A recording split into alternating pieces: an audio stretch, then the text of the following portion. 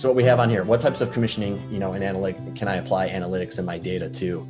I mentioned earlier that depending on when commissioning is carried out and the existing building conditions at the time it's carried out, we have different names for different types of commissioning. So I kind of talked a little bit about new building commissioning. That's, from womb to tomb type stuff, where we're going from the design process through construction into the occupancy and then the warranty phase.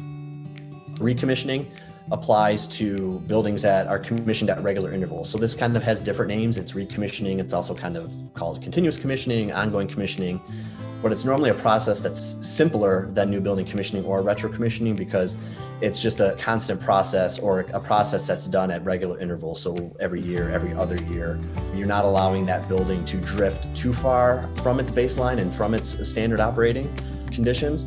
You're recommissioning it at different intervals and keeping it, as it moves out, as it drifts, you're moving it back in. Commissioning, which is very, very popular. It's very prevalent in our industry, especially now as people are becoming more energy conscious and conscious of the life of their assets as they're moving forward.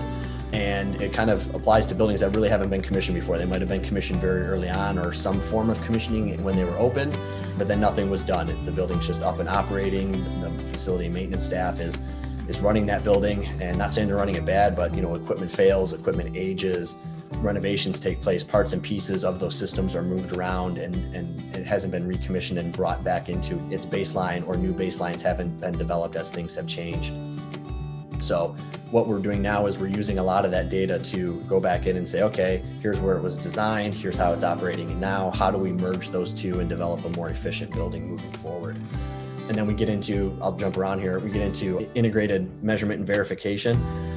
This is extremely important as we start to develop and put energy conservation measures, or ECMs, within buildings. If there's a lighting retrofit, if somebody comes in and is putting in LEDs across their facility, they want to be able to quantify the precise impact of that measure, whether it be sequence of operation changes or other types of ECMs on the performance side.